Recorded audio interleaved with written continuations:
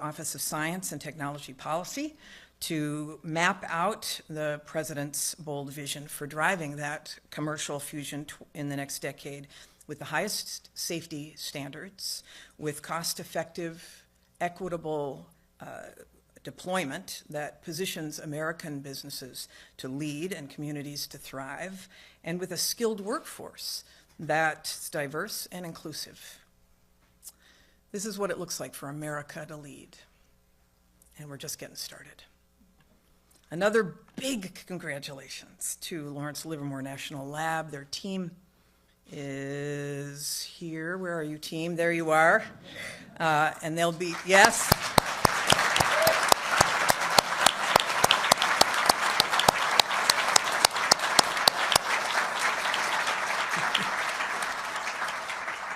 They'll be joining us after this for a technical panel for those of you who wish to stay to learn more. Big applause and thank you to the NNSA, the National Nuclear Security Administration.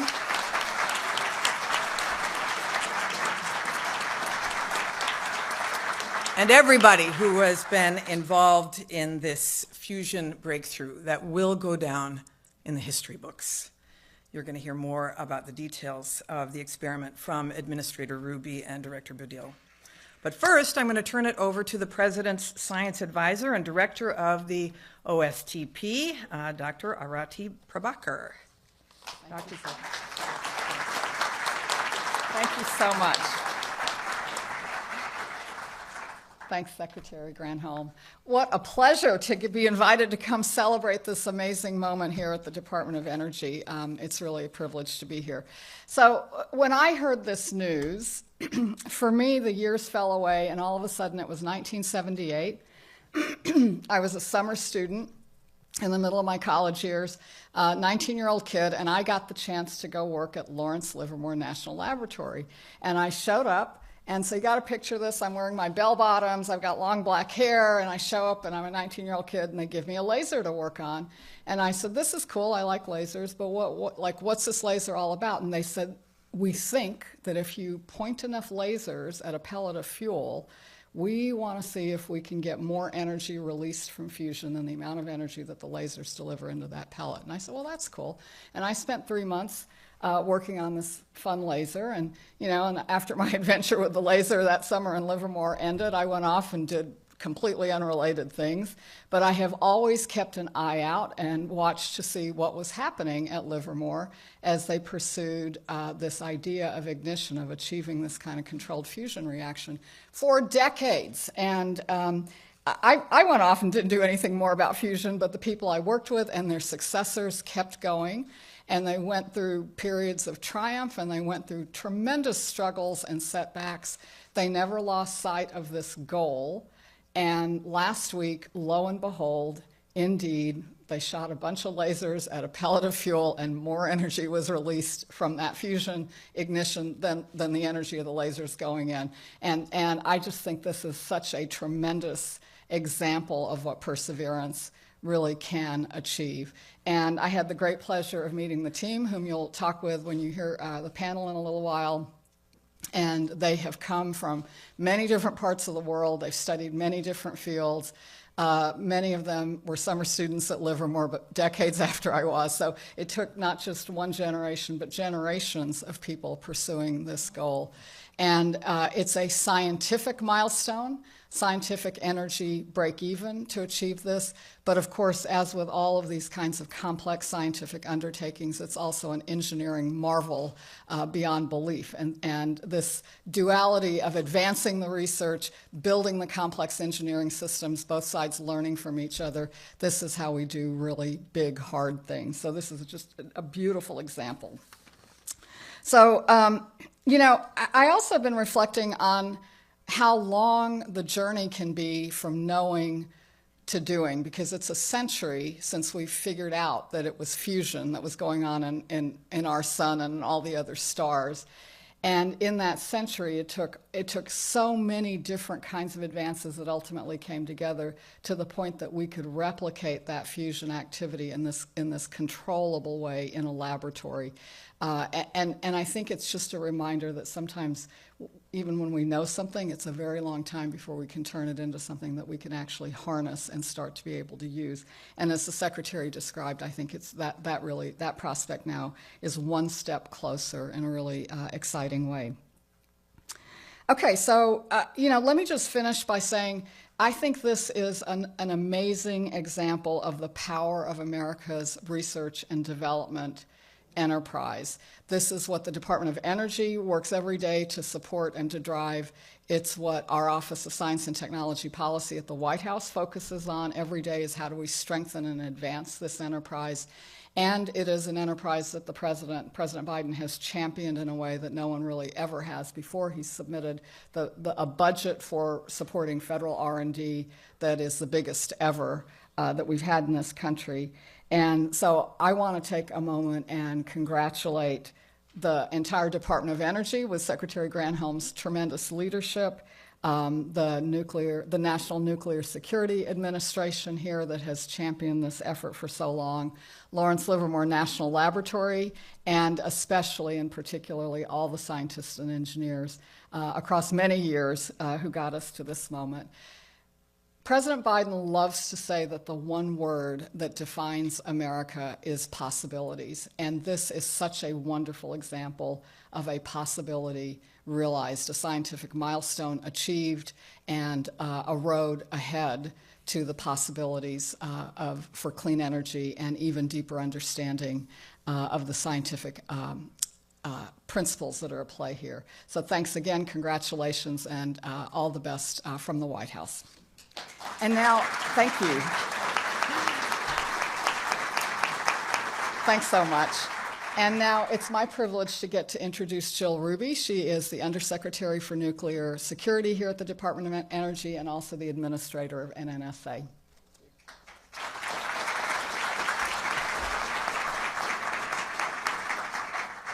Well, good morning. Thank you, Dr. Prabhakar, for joining NNSA to celebrate our incredible achievement. And thank you, Secretary Granholm, for kicking us off and being such a tremendous supporter of science. This success would not be possible without the strong support for foundational research by the U.S. government and by the sustained investment in our national laboratories. Monday, December 5th, 2022, was an important day in science. Reaching ignition in a controlled fusion experiment is an achievement that has come after more than 60 years of global research, development, engineering, and experimentation.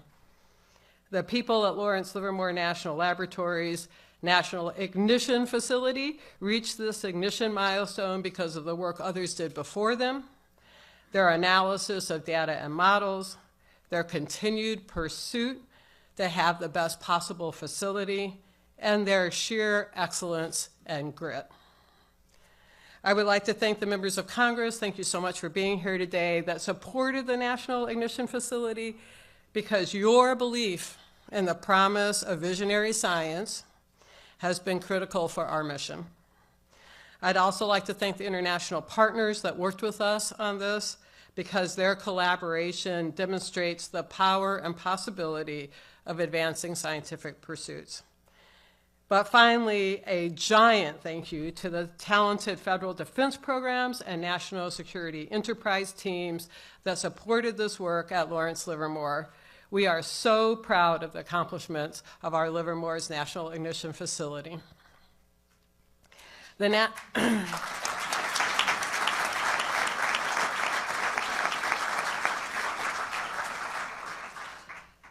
National Ignition Facility is the world's largest and most energetic laser system. During experiments, 192 high-energy lasers converge on a target about the size of a peppercorn, heating a capsule of deuterium and tritium to over 3 million degrees Celsius and briefly simulating the conditions of a star. In achieving ignition, the researchers at Lawrence Livermore have opened a new chapter in NNSA's Science-Based Stockpile Stewardship Program, enabling us to study new regimes. Along with this, we have taken the first tentative steps towards a clean energy source that could revolutionize the world. Earlier this year, I had the opportunity to remember the 30th anniversary of Divider, the last explosive nuclear weapons test conducted by the United States. In reflecting on Divider, I spoke of how far our stockpile stewardship program has come, and in how many ways we now understand our nuclear weapons better than we did when we were testing. Unlocking ignition at NIF will allow us to probe the extreme conditions found at the center of nuclear explosions and address significant, long-standing stewardship questions. The unprecedented nature of reaching ignition confirms what I and previous administrators of the NNSA have been saying for decades. There is no more dedicated or more talented group of scientists in the world, as it should be. The tireless efforts of thousands of people from around the national security enterprise, nuclear security enterprise, and their predecessors are responsible for this breakthrough. We honor their intelligence, their commitment, and their determination. Going forward, we know we will make further breakthroughs. We'll have further setbacks. But all of this is in the interest of promoting national security, pushing towards a clean energy future, and redefining the boundaries of what's possible. Thank you for being here. I'd like to introduce Marv Adams, the Deputy Administrator for Defense Programs, to speak on this achievement.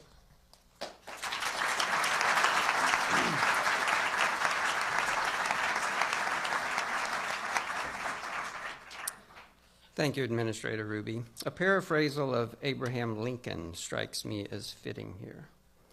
The world will little note nor long remember what we say here, but it can never forget what they did at the National Ignition Facility. So let's recap. A team at Lawrence Livermore National Lab, National Ignition Facility made the following happen. There's a tiny cylinder here at the end of this that you probably can't see. It's about so tall and this wide. Inside that was a small spherical capsule about half the diameter of a BB. 192 laser beams entered from the two ends of the cylinder and struck the inner wall. They didn't strike the capsule, they struck the inner wall of this cylinder and deposited energy, and that happened in less time than it takes light to move 10 feet. So it's kind of fast. X-rays from the wall impinged on the spherical capsule. Fusion fuel in the capsule got squeezed. Fusion reactions started. This had all happened before, 100 times before. But last week, for the first time, they designed this experiment so that the fusion fuel stayed hot enough, dense enough, and round enough for long enough that it ignited, and it produced more energies than the lasers had deposited. About 2 megajoules in, about 3 megajoules out, a gain of 1.5. The energy production took less time than it takes light to travel 1 inch. Kind of fast. So this is pretty cool. I have a special message to listeners who want to work on exciting, challenging, and important problems. We're hiring.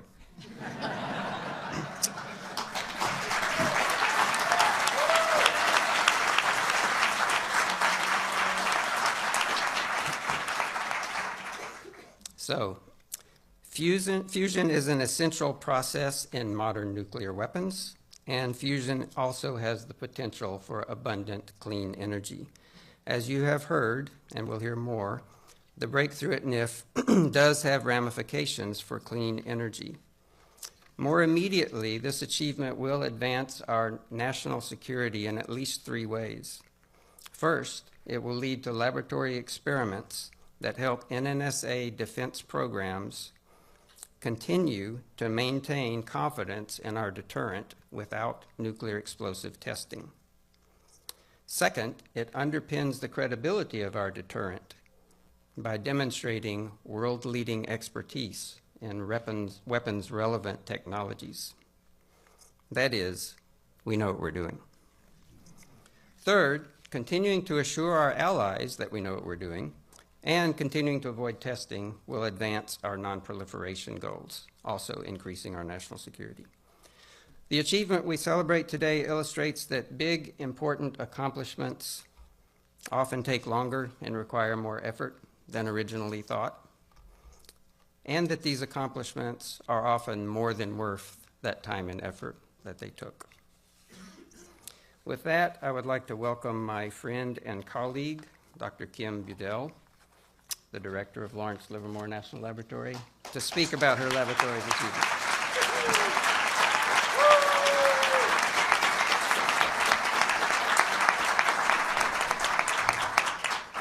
Madam Secretary, Dr. Prabhakar, Administrator Ruby, and Deputy Administrator Adams, thank you for your remarks today and for your support. This is a historic achievement for the team at Livermore, our collaborators in academia and labs in the US and abroad, our industry partners, the fusion community writ large, and the many supporters and stakeholders in the National Nuclear Security Administration, the Department of Energy, and in Congress, who've ensured we could reach this moment, even when the going was tough. Over the past 60 years, thousands of people have contributed to this endeavor, and it took real vision to get us here. Building the National Ignition Facility was an enormous scientific and engineering challenge. I like Dr. Prabhakar's emphasis on the importance of bringing those two together. In the end, after all that work, the laser has exceeded its performance goals, opened whole new areas of high energy density science to exploration, and delivered the data we need to keep our nuclear deterrent safe, secure, and effective. Our pursuit of fusion ignition over the past decade at NIF was an incredibly ambitious technical goal. Many said it was not possible. The laser wasn't energetic enough. The targets would never be precise enough. Our modeling and simulation tools were just not up to the task of this complex physics. Progress has taken time, but last August, when we achieved a then record yield of 1.35 megajoules, putting us at the threshold of ignition, many took notice. And last week, our pre-shot predictions, improved by machine learning and the wealth of data we've collected, indicated that we had a better than 50% chance of exceeding target gain of 1. 60 years ago, when John Knuckles and his team proposed that lasers could be used to produce fusion ignition in the laboratory, it was beyond audacious. The laser had just been invented and was far from the mature tool we know today. But this is really what national labs are for: tackling the most difficult scientific challenges head-on, learning from the inevitable setbacks, and building toward the next idea. Lawrence Livermore has been at the center of the ICF community across these many decades, and ICF has been a centerpiece of our lab. Indeed, people often say that LLNL stands for lasers, lasers, nothing but lasers. But I think our motto sums up our approach nicely: science and technology on a mission. This achievement opens up new scientific realms for us to explore and advances our capabilities for our national security missions. It demonstrates the power of US leadership in science and technology and shows what we're capable of as a nation. And as the Secretary mentioned, breakthroughs like this one have generated tremendous excitement in the fusion community and a great deal of private sector investment in fusion energy. But this is only possible due to the long-term commitment of public investment in fusion science. The science and technology challenges on the path to fusion energy are daunting, but making the seemingly impossible possible is when we're at our very best. Ignition is a first step, a truly monumental one that sets the stage for a transformational decade in high energy density science and fusion research, and I cannot wait to see where it takes us. Thank you.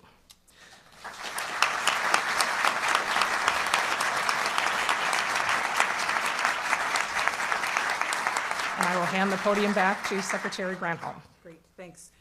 We will open up for a few minutes of questions, and I think that our public affairs team, Chad, is going to be navigating that, and of course we have the experts.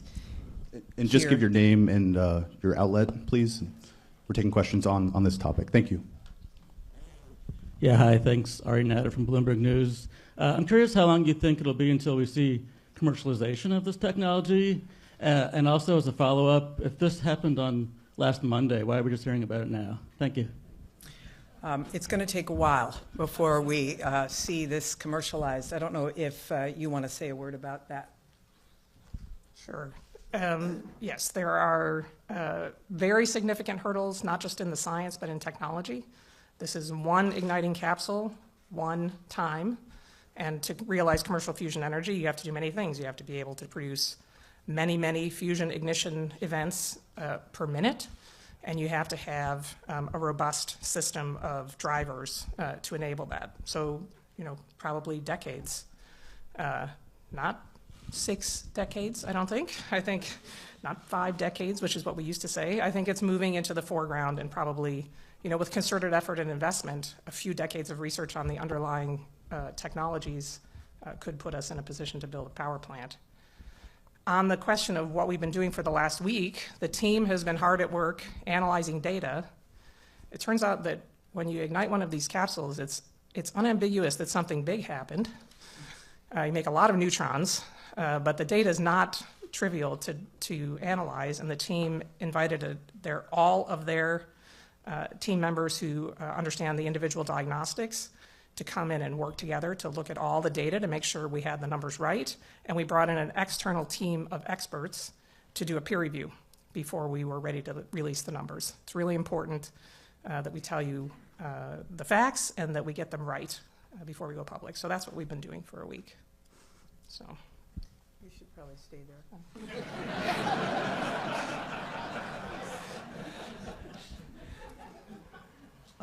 2 quick questions. One, I know this the positive net return is the important thing, but how much energy does it take? That we talk about the wall plug energy.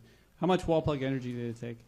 And are there implications for other types of fusion? Is this something that could inform magnetic confinement fusion as well? So the laser requires about 300 megajoules of energy from the wall to drive 2 megajoules of laser energy, which drove 3 megajoules of fusion yield. Our calculations suggest that it's possible with a laser system at scale to achieve hundreds of megajoules of yield. So there is a pathway to a target that produces enough yield, but we're very distant from that right now. So 300 megajoules at the wall, 2 megajoules in the laser. So this really is talking about target gain greater than 1. And then there was a second part to your question. But does it inform Magnetic fusion, yes. So there are many common things about plasma science and the materials you need to work in fusion environments, diagnostic techniques, et cetera.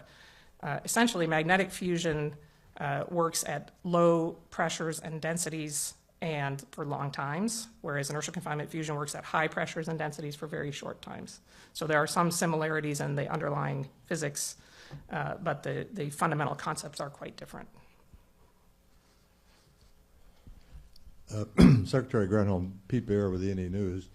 Congress has charged you and the department with making decisions about the most promising designs for a pilot fusion plant, and you're in the middle of that process now. How are you going to approach that, and what are your concerns about making those kind of choices? Well, clearly, the folks who will be evaluating are the professionals in this, who are the scientists who do this work.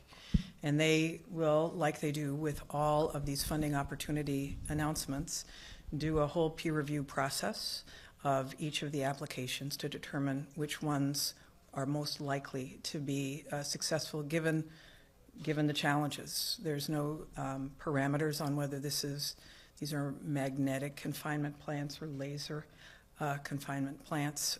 We are just looking at the best proposals that come in, and hopefully we'll have a decision on that first $50 million at the early in the new year. Hey there, Secretary. Gary Grumbach from NBC News here. There's questions about the ability to scale here, and that was touched on a little bit as it relates to power plants, et cetera. But can you talk about the ability to scale and who should be in charge of that scaling? Private, government, both? Well, clearly we want the private sector, and we need the private sector to get in the game. It's really important that there has been this incredible amount of U.S. public dollars going into this breakthrough. But all of the steps that we'll take that will be necessary to get this to commercial level will still require public research and private research. We know that there's been a huge interest among the private funding community, startups, et cetera, and we encourage that. The president has a decadal vision to get to a commercial fusion reactor within, obviously 10 years. So we've got to get to work, and this shows that it can be done, which has been a question. Can you get there? This demonstrates it can be done. That threshold being crossed allows them to start working on better lasers, more efficient lasers, on better containment capsules, et cetera. The things that are necessary to allow it to be modularized and taken to commercial scale.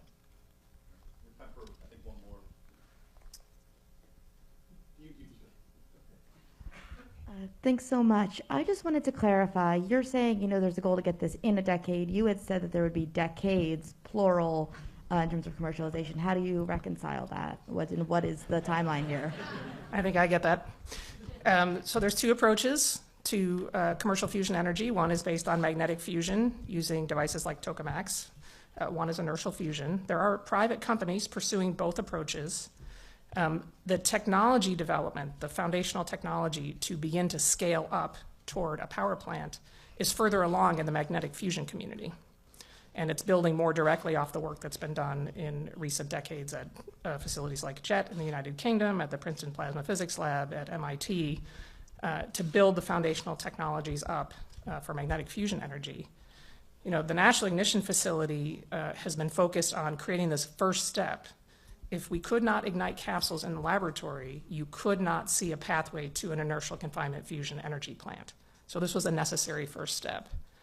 But the NIF is built foundationally on 1980s laser technology. So, we need to bring modern technology approaches to the drivers. We need to think about all the systems questions. And now that we have a capsule that ignites, we need to figure out, can we make it simpler? Can we begin to make this process easier and more repeatable? Can we begin to do it more than one time a day? Can we start working toward rep rate? And each of these is an incredible scientific and engineering challenge for us. So while magnetic fusion may be a little bit in front, having that portfolio of approaches is really a great place to be, because these communities will feed off each other, we'll learn, we'll continue to advance the field, and many technologies will grow out of both fields in addition to the path to a fusion power plant. So that, I think having both is really important. You'll hear in the panel about some of the potential advantages of an inertial confinement fusion approach. It's a little bit different. So I think it really is important to keep us on that pathway. And with investment, with energy, no pun intended, sorry about that, with real investment and real focus, that timescale can move closer. We were in a position for a very long time where it never got closer, right? Because we needed this first fundamental step. So we're in a great position today to begin understanding just what it will take to make that next step, and then where that boundary is. I'm guessing, because I don't want to give you a sense that we're going to plug the NIF into the grid. That is definitely not how this works. But this is the fundamental building block of an inertial confinement fusion power scheme. So. I'd like to acknowledge as well, Congressman Lofgren joined us as well. Thank you so much. And there are a number of DOE has 17 national labs. A number of those lab directors are also populating this audience as well. I know that Kim would say this has been a group project and would acknowledge the other labs that have contributed to this effort as well and are working on their solutions. So thank you everybody so much. And if you hang around for a few minutes, we're going to break